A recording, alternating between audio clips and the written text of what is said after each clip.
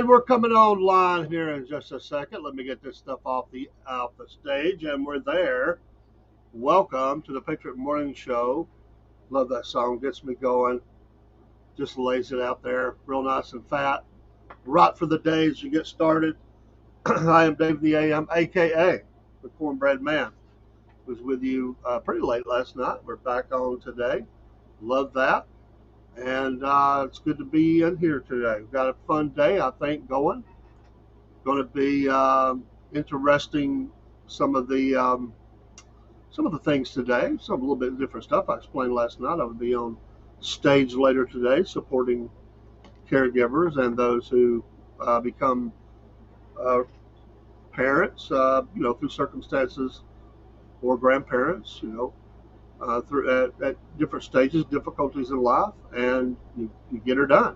And I'm representing, although I have been a caregiver, I'm really representing grandparent and what that means.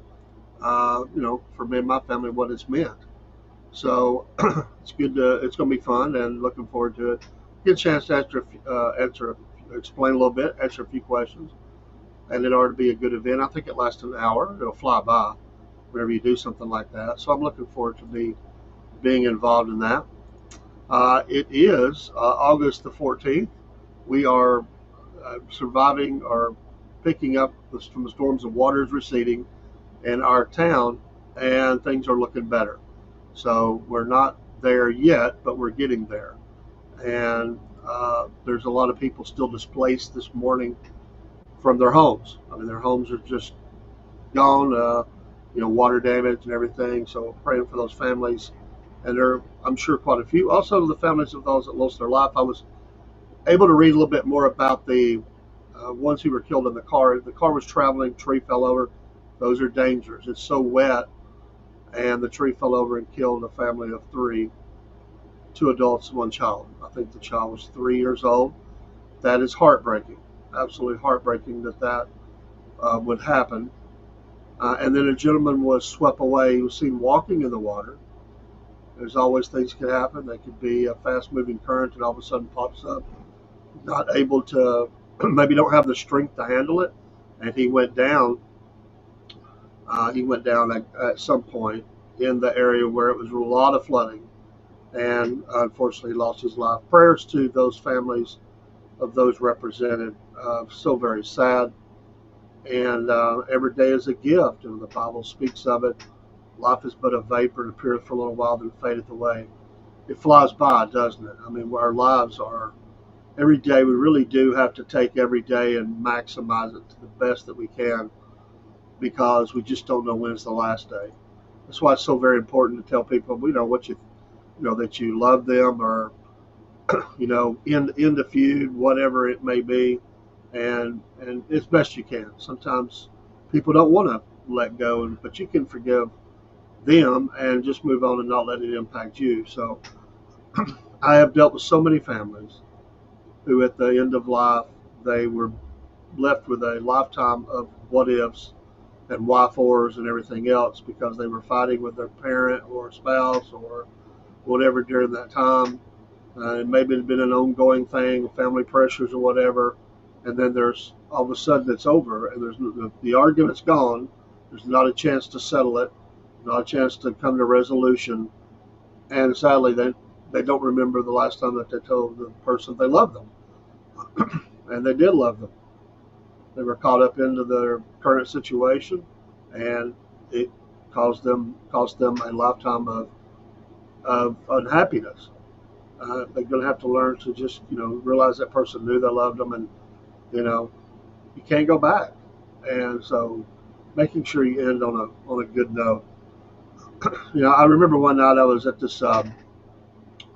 It just goes to show you how your actions can lead to something you don't want to happen, especially when you wake up. Right? How many people have woke up from a binge? We'll say it that way. They said some things they didn't want to say or shouldn't have said, and now they're dealing with the ramifications of uh, my actions while I was under the influence. And they're thinking with a clear head, but it's too late. It's absolutely too late. And I remember one night I was at this bar. This is a long time ago. I was there by myself. I just really stopped in. I wasn't there long. There's a couple of people I knew, and I stopped in and talked to them for a minute. But there was this guy there, and he come in there all the time. He was had that definite look of a regular. And I think one of the time I had been there, I saw him. Well, he got thrown out of the bar because he was acting up. He had drinking heavily, and he lived nearby, so he walked out, and it got a little confrontation, a little ugly. And the guy is outside, and I stepped out because of the commotion. And this guy's in the middle of the highway, and he's just giving the owner of this place what for. Like he is ripping him. He's telling him, you're number one. He was making all kind of the crotch grab. I mean, he was holding court. Like he was telling this guy what for. You're the scum of the earth, and just all this stuff. And I'm sitting there thinking the whole time, dude, you are forever gone. Like you didn't just get thrown out. You can overcome that. They'll throw you out for naught. You come back, you say, I'm sorry, man. All right, let's straighten it up, because that's business, and I don't want to lose the business. But this guy he went over the top. Like he was talking about the guy's family. He was trashing, his wife and kids, and it's the owner. And I'm sitting here watching this guy, melt down under the influence. And I guaranteed the guy probably wake up, don't remember any of it or hardly any of it. And when he tries to come back in, it's going to be, out forever. And how many times have people done that? So, oh my goodness. All right. Halle Berry is 59 years old today. It's hard to believe, right? Halle Berry, 59. Let's see. Mila Kunis, 42 today. Let's see if we can determine any more here that stand out to us on our birthdays today. That may be it. Let's see if Magic Johnson, 65 today. Well, that brings back memories. 65 years old. Wow. I watched him play a lot. Absolutely. Steve Martin, the great Steve Martin, he's 79 years old. He is coming to my town and bringing for the banjo. He's having a banjo, event. He gets the best. He really does. He's well respected in that community, and he's coming to my town. And I think that's the next month or two. They've been advertising for it. I'd say at 79 years old, you better get out and hear this guy. Absolutely. Also, Tim Tebow is 37 today. 37 years old.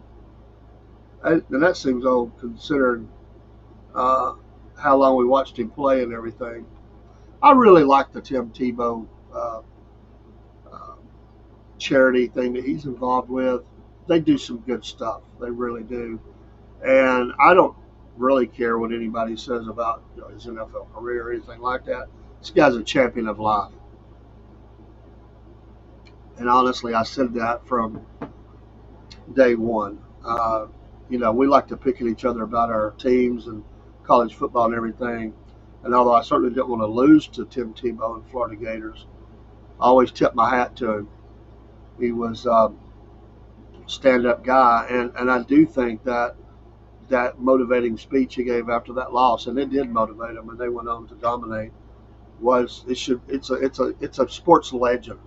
It's one of those that just stands out when he come out there and he took full responsibility, and that passion in his voice when he talked about what he would be given going forward was truly inspiring.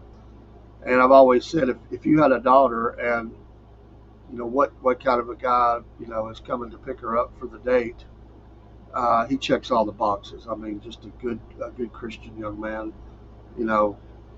Definitely has a love for those that are disabled, and he's awesome with those kids. I mean, and adults too that have similar problems.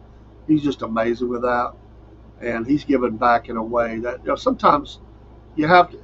In sports, I kind of go. In sports can be brutal. It's all about winning. Absolutely, people win. They want to win, and if you don't win, then they say, well, you were horrible, you were this.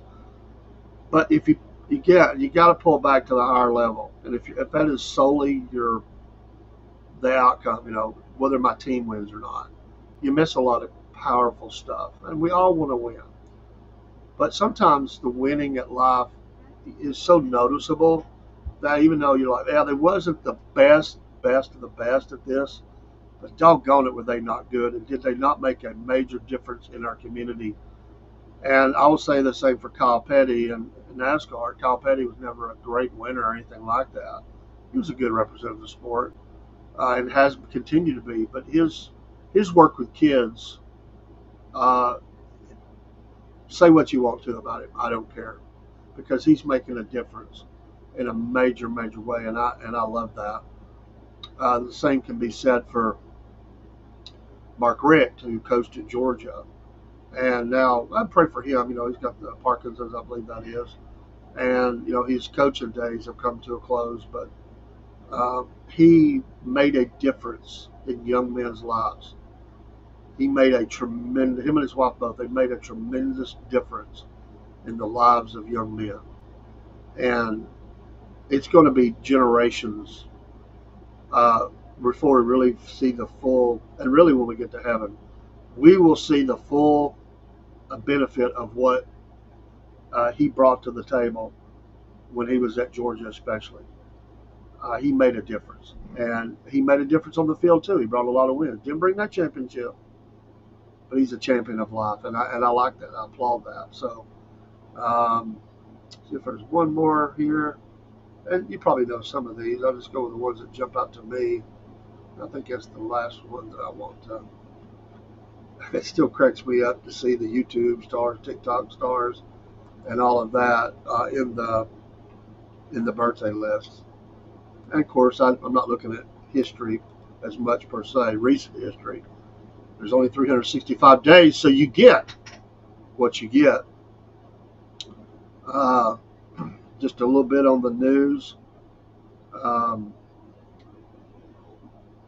Bibi Netanyahu delivers a defiant speech at Newsmax celebration, vows to stop, quote, barbarians at the gate. Of course, he's speaking at Hamas. And so that ongoing situation. He says the war ends on liberating Gaza. Well, we'll see. That's a lot of people hate him. We'll see.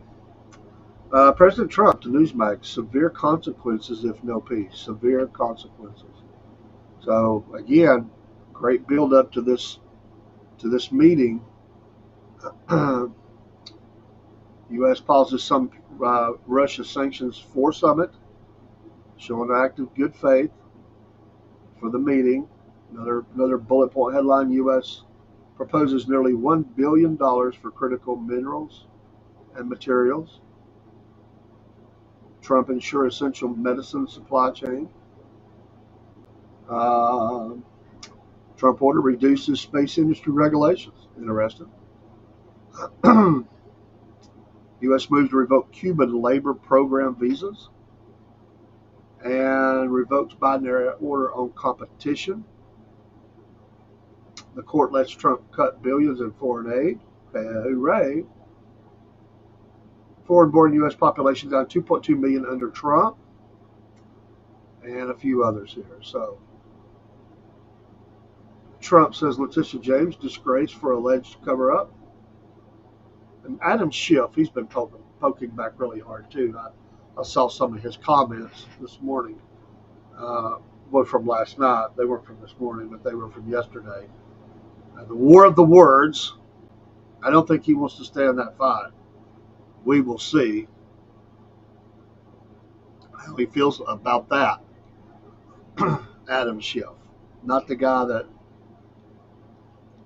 Adam Schiff looks like the kind of guy that walks up to you and says, "I'm suing the federal government for, violation of my rights. Would you sign my petition?" I mean, he just looks like that kind of guy, that icky kind of guy that comes up and you're like, "You're doing what?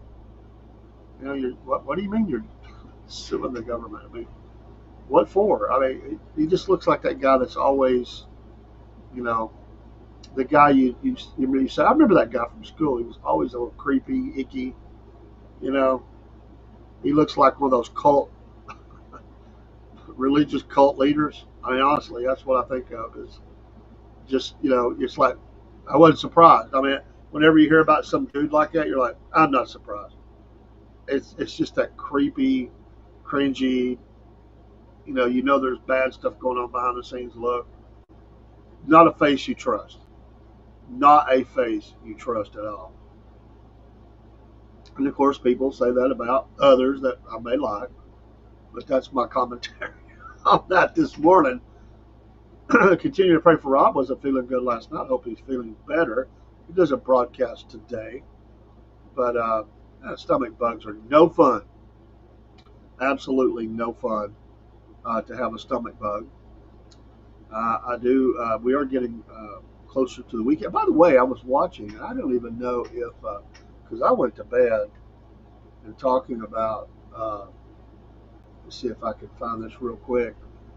And I haven't been able to watch a lot lately, but last night I was able to watch quite a bit, and I wanted to get the score on. This I had to stop playing on my headphones. It was a game late last night, and the Braves did win 11-6 over the Mets. That was an interesting game.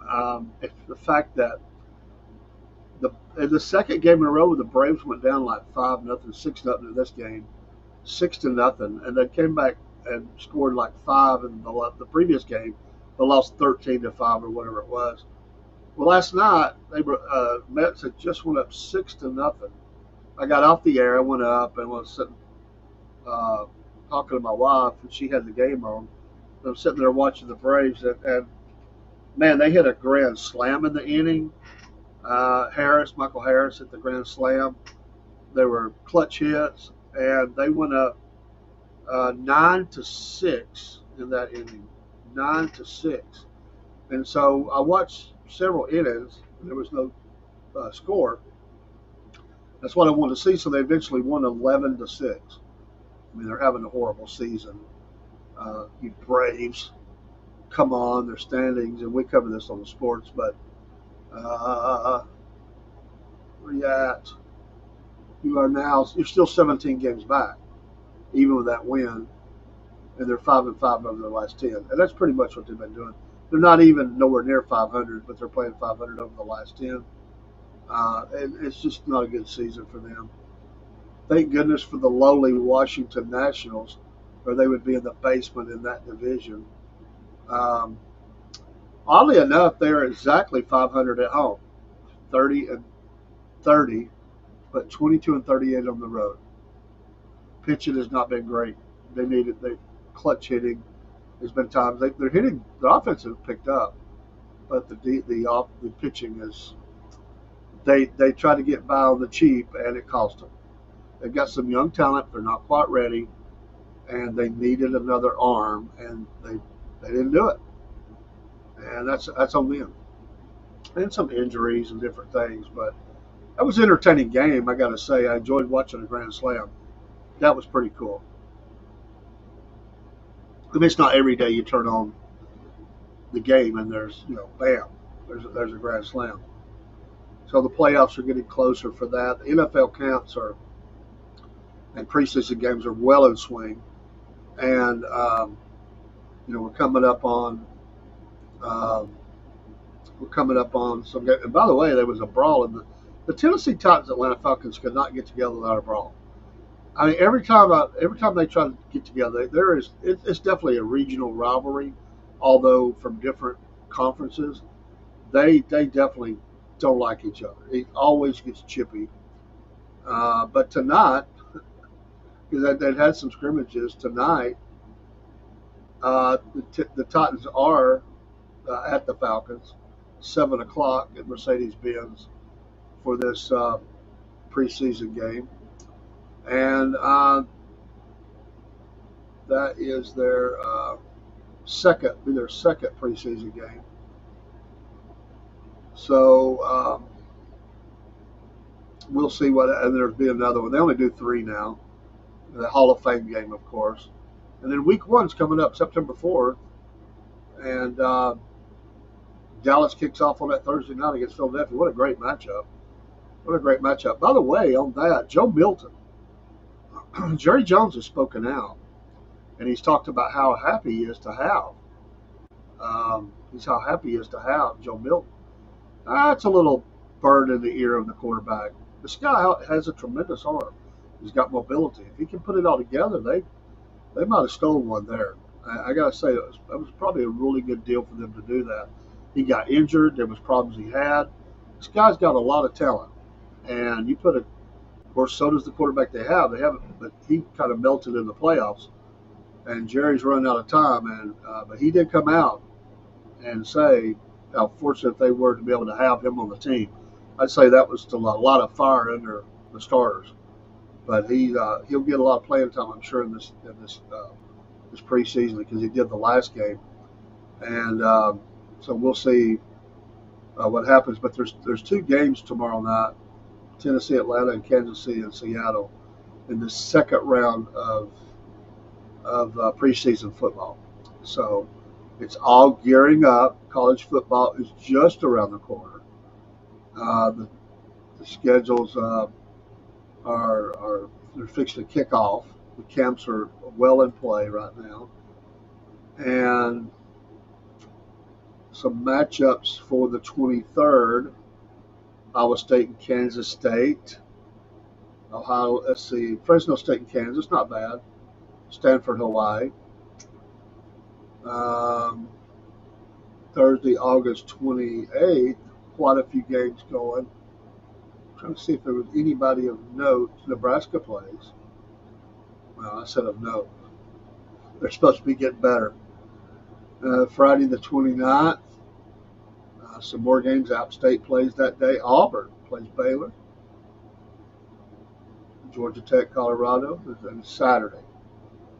You've got Syracuse and Tennessee. You've got Texas and Ohio State. Big matchups going on here for this kicking off of the season, and I can't wait for it. I mean, we're that close.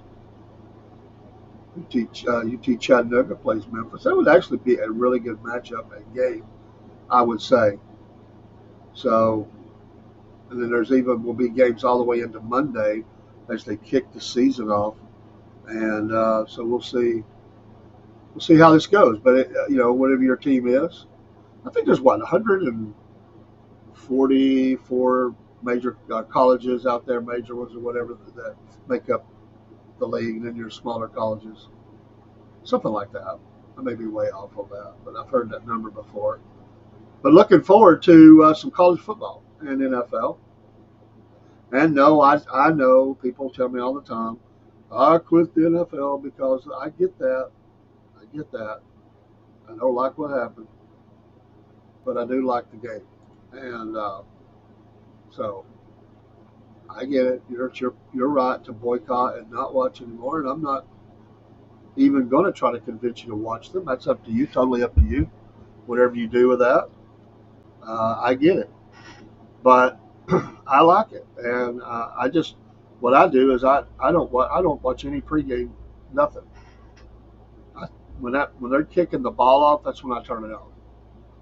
That's the kickoff. That's it. I don't care for the other stuff.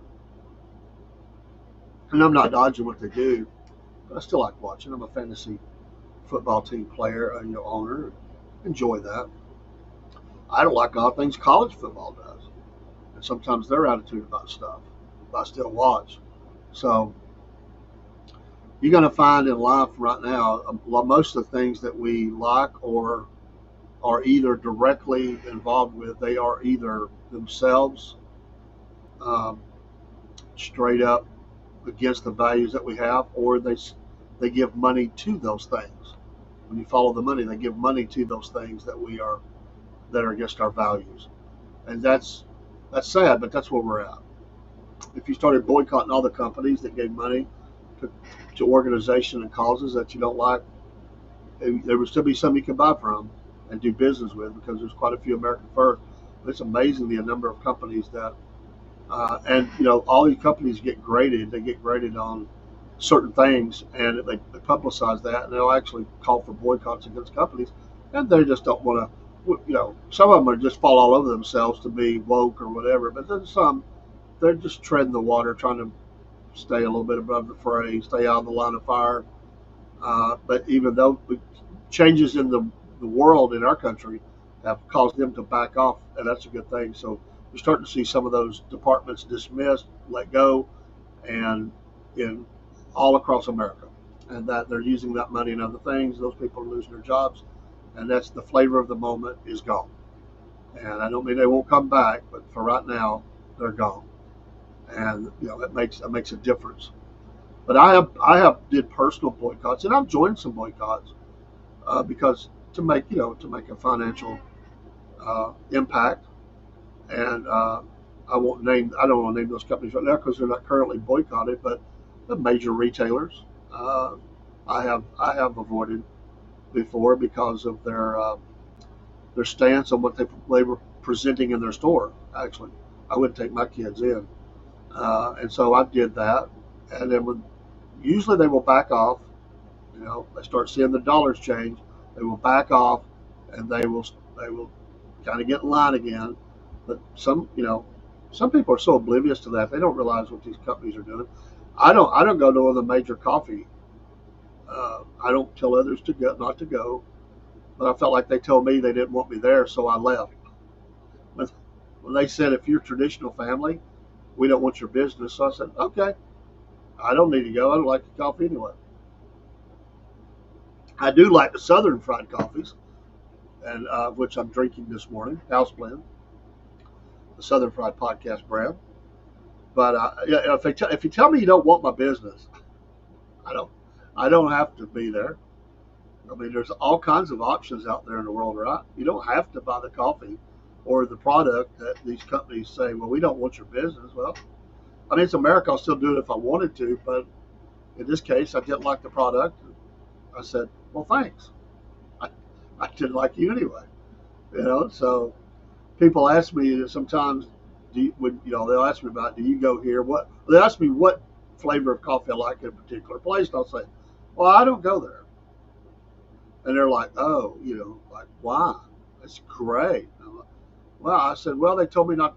I love to set this up because people are so oblivious. They're just so much into just living their lives. They're not paying attention to what people say, these companies, these owners, these CEOs. And I'll say, well, they told me never to come back. Oh, they love that. They just eat that up. Like, well, what'd you do? I said, well, I didn't do anything. They said, well, then how come they told you not to come back? I said, well, they told me if I was for traditional family, husband, wife, kids, the nuclear family, they didn't want my business. It blows their mind. And they're like, who said that? I said, like, was it a particular store? I said, no, it was the CEO. It was the owner. And they're like, well, I don't remember that. I said, well, it's out there. Do you support that? They said they don't want your business. I love to set that up, plant that, because they've never heard that before.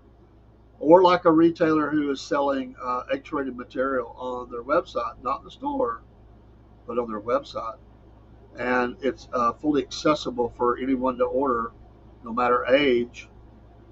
And there's been some ones that supposedly real conservative, gotten caught on that, basic full up pornography, and really ugly on their website. They didn't put it in the store, but it was accessible on the website. Been able to have campaigns to get that successfully removed as people started get told, hearing about the story, and went and checked it out for themselves, which you should. You shouldn't take somebody's word. You should make sure. And then they would call the company themselves and said, I'm done with you until you change this. I'm not coming back. How dare you?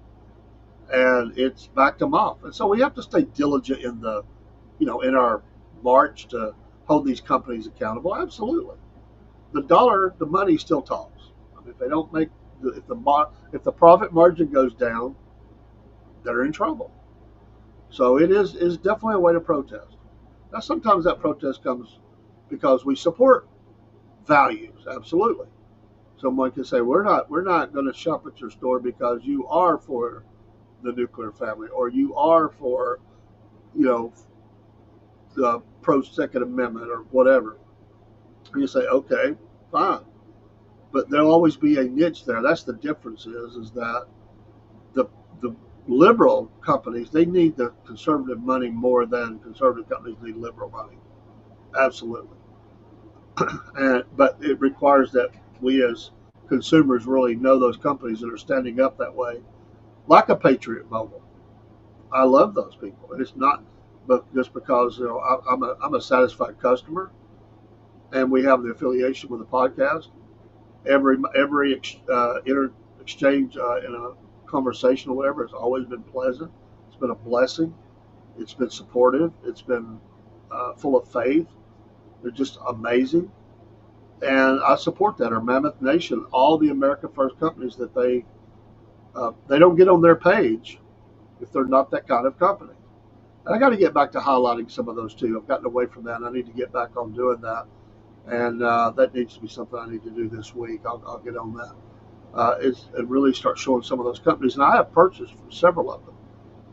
One of the Rumble companies we've been reading the ads for, I just ordered a couple of hats. I love hats, and they had a great deal going on. But the techie chairs, and I like their chairs too. I'm thinking about getting me one from them. There's a nice discount through the Rumble, and they've got a couple that are within my range.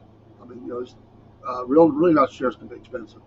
When you're talking about podcast gaming, whatever. I found one I really like. It's at a sell price, and I can get another. I think they gave me another 10 or 15% off a code to use, and so I may be doing that soon, and I'll support these businesses. I always like to get another chair, and you wear them out, you use them all the time, and support those companies that if you like their product, they give you a good discount. You know, I like doing. I want to support that. Love to support mom and pops. Go out and support these mom and pop stores. They're depending on sales so very much, and it's small business. I feel people they've started their dream business, and they're doing good, and all of a sudden things happen, and the orders start drying up, and it's tough. And I was watching the guy's appeal the other day, talk about a business he had, some very competitive business. A lot of people got in it. I didn't realize that, and they've cut prices, and they're I mean, not even making you schedule. It's so bad. It's like, just call us.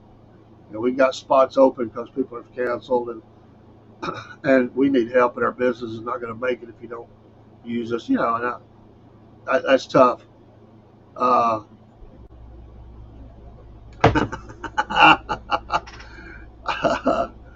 Celtic Blacksmith, I never let go of boycotts. I'm too petty to move on.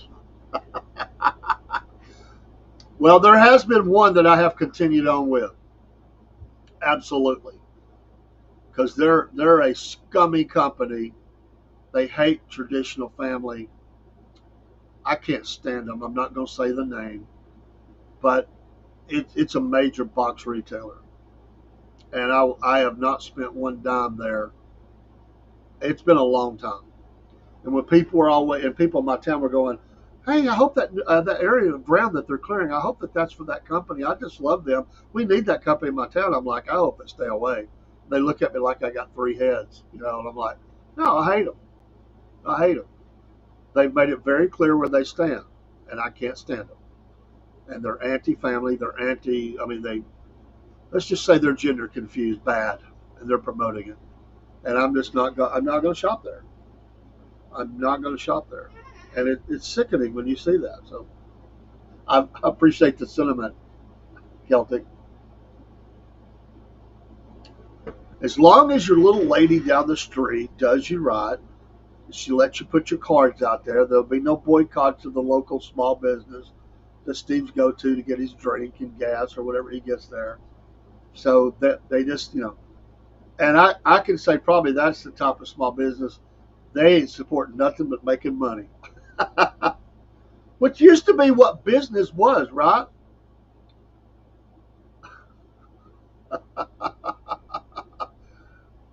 Yeah,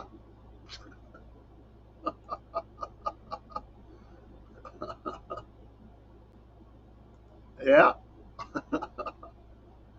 But used to be businesses, in fact, it was traditional that businesses would give a token donation to either party because they figure whoever wins, because we weren't as far apart.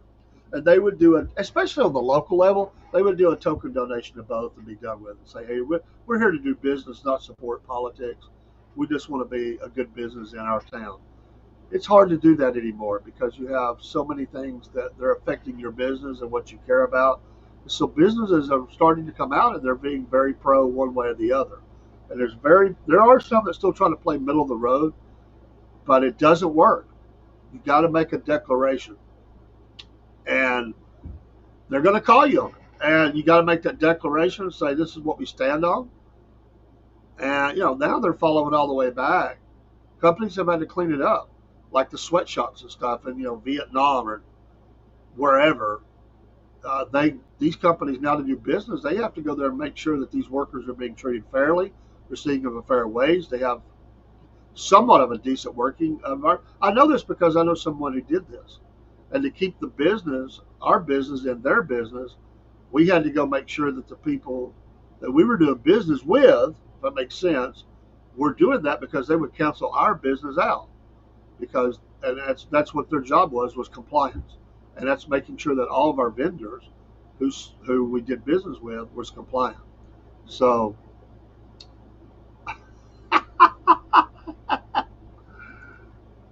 then I know the story you speak of, and I don't get the appeal. These stores suck anyway.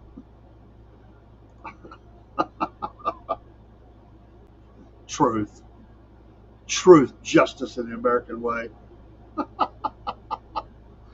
Absolutely, my man. Yeah, I agree. Unless something changed, they suck anyway. Yeah, it's not a heartbreak to have to stay away. It's not like it's, ain't it great? You don't think about this. You never walk into a gun store and worry where they stand, right? It's not a problem there. You walk in going, great business, conservative. I know where they stand. We're right in line because they're not going to join with that crowd because they're trying to destroy them. So that there are times you can walk. You don't even have to. It don't matter what sign you put up. When you walk in, you're dealing with you're wanting to support them. You like their product. You like the fee. Customer service goes into all that, but still you want to do business with a company like that because they support and promote your values as well. You don't even have to. You don't even have to wonder. You know where they stand. And if they have to say, I'm sorry, I have to do this, a legal requirement, you're going, oh no, stay legal. Do whatever you got to do, brother. I'm in no hurry. You got, I want you to stay compliant because I want you to be here. That's hard for them. Remember when the Democrats wanted to put serial numbers on all the bullets? Can you imagine the cost? Bullets are high enough anyway. Can you imagine the cost of stamping a serial number on? I mean, how? And of course they know that. Good grief! I love doing business with people like that though. And, most of the time you don't buy those things from major stores anyway. Those are mom and pop, what we would call that. It's a husband, wife, or two brothers, and they've got this gun store, and they're hunters. They know their weapons. I don't like going into a big store. I wouldn't want to do that anyway. You don't know what. I know they usually you'll have that guy who's the manager over that, but he's probably got help that's working for him that's somewhat knowledgeable about what they're doing. That's not good. I want to go to a place where you got the guy. He's out on the weekends making it happen with his with his, he's a hunter or he goes out targets or he's doing classes or whatever. I want to do business with somebody like that. That's the point. I want to make it prohibitively expensive. Yes. And can you imagine the cost that would be associated with that to make that happen? Come on. Millions and millions of rounds that are sold every year and you want to put a serial number on all that? Stupid. But that is the point. Make it so hard to do any business you can't make money. It's like when they tried to get that passed through about shows, even like this. But certainly any show that was out there that was broadcasting, if you interviewed anybody on the conservative side, you had to. They were going to make it so you had to bring in and give equal time, not because they asked, but because you had to have it. Bring in 30 minutes and give to a person that totally opposed what this person said. Stupid, So can you imagine a Christian uh, ministry? They're talking to the guy about Jesus Christ and salvation, and then they got to bring up some, cult, because that's what they wanted. It's crazy. Celtic says, I was shopping with 454 ammo the other day, $1.75 a round. Wow. Wow. Cowabunga, dude. Wow. It has gotten expensive. Maybe the president can do something about that. I it is extremely expensive. Wow. That's crazy. That makes it expensive, for any weapon, but especially your higher ones with the bigger ones, the more expensive. Dude, I mean, trying, the 50 cal or whatever you got hold of, those are expensive rounds. That's when you need a rich friend. Come out to my ranch. We're going to shoot a lot of weapons. I'm supplying all the ammo. It's on me. Oh yeah, let's burn it. Let's. I was talking about that time I shot skeet. Skeet.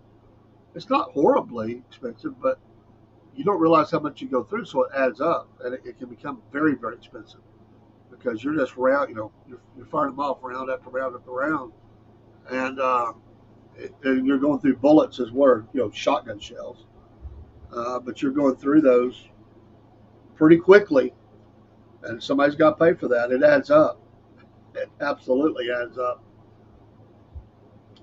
So uh, it's not cheap. Well, a lot of guys I know they do their own reloads and stuff, trying to cut into that. And they actually make a little money on the side, picking up brass, redoing them. Lots of my friends have done that, and there's always some out there that want to do that, and sometimes even able to sell to local business so that they can have alternatives. People will buy that stuff, and you get to be a trusted vendor for that. So that's pretty cool too. But it is so very expensive, so very expensive. Just can't have fun. And then, like I said, their insurance is very high.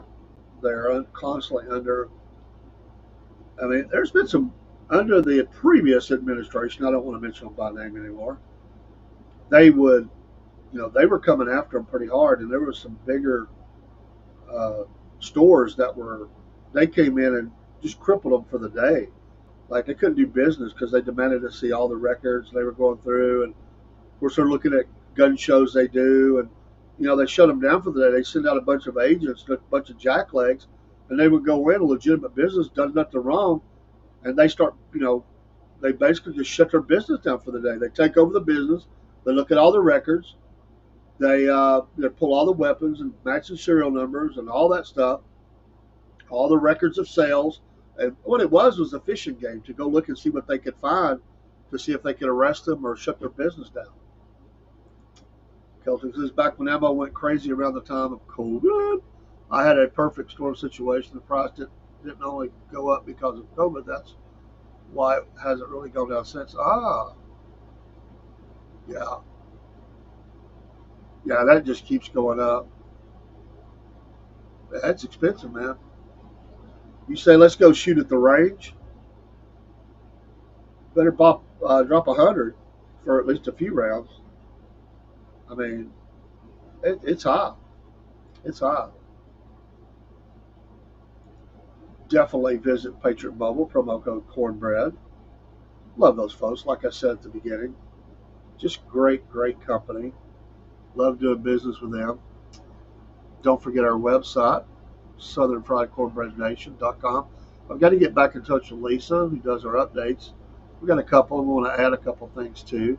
She's been busy too. She does a lot of media stuff, so but definitely visit that. And of course, the coffees I mentioned. Copy that out, takes you straight to our Shopify store, and that store is attached to that. You'll go right in, make you an order of good old coffee that I'm drinking this morning, and it's really good. Panic buyers, a huge cardboard shortage, primer shortage because there's only a couple of companies that make primers, and two copper mines went on strike at the same time. Like, oh yeah, that would be bad. So you had shortages, you had the panic buyers, and the copper mines. Yeah, that wouldn't be good. That wouldn't be good. Wow. Yeah, um, it don't take much to start. The panic buyers is what I want to mention. It doesn't take much to disrupt the whole thing. And one guy tells one guy, and another guy tells another guy, and they're like, "Hey, hey, I went and loaded up. I hear there's going to be a shortage." And so here goes Bubba, calls all the other Bubbas. They say, "Hey, I'm gonna go down to that store. I think this is already empty. Or I'm gonna go. I'm gonna search around today. I'm gonna start buying it all up. The storm is coming, boys. Let's get it." Steve wants to go down and buy a little bit. And you're like sticker shock, like what? If you can get it. What do you mean? It's this expensive.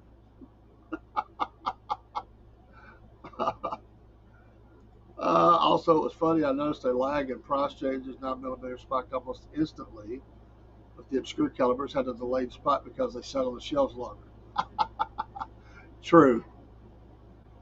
9mm has always been one of those that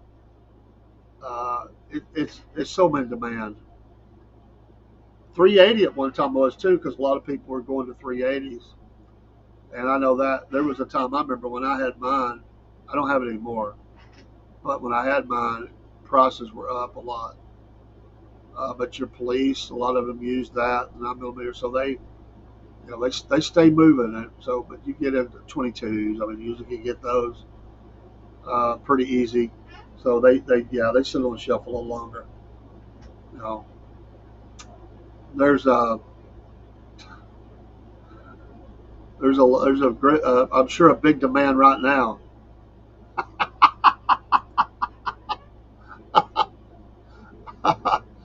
Yeah, not much stopping power there.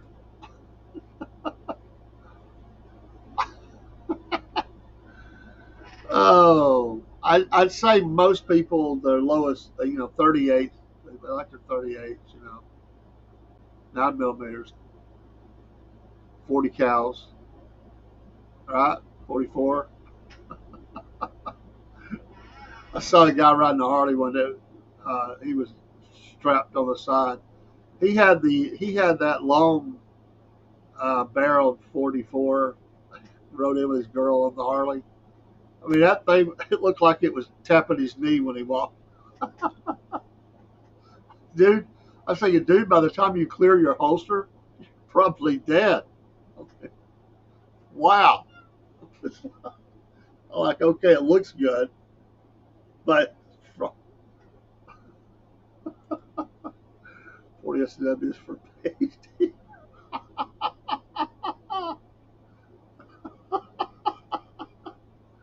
It's funny, man. You're killing me. Oh, and then, we see in some countries, you see the guy's got the sawed off shotgun strapped on his. He's bad shot. He's just gonna make sure he's got the pattern down. Boom! Oh man, that's funny.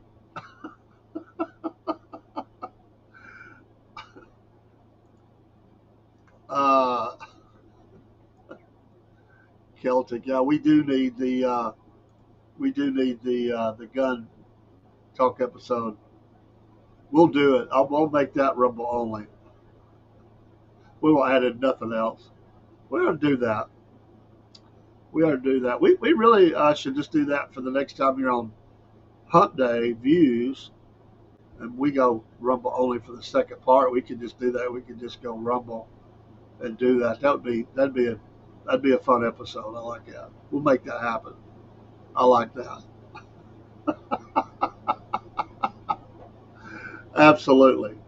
Well, I better start getting off of here. I got to take the kids to school. 3 different schools now, and I got to get to work. So fast moving, but we'll be back this afternoon if you're around, folks. Thanks for your support of the Southern Fried Podcast and the Cornbread Nation. Appreciate it. We'll go out with some music and my song I really like. It's become my little favorite song. I have a couple, but Boot Kicker is definitely, this is what I did, and come up with some lyrics, and yeah, I got it right. It's pretty much what I wanted. I mean, it's right there, so it's become my favorite. Have a great day, folks. Be safe out there. Another podcaster from the Atlanta area always says, if you're American, act like it. I'll close with that. If you're American, act like it. That's right. Don't act like an El Salvadorian or whatever. Act like an American.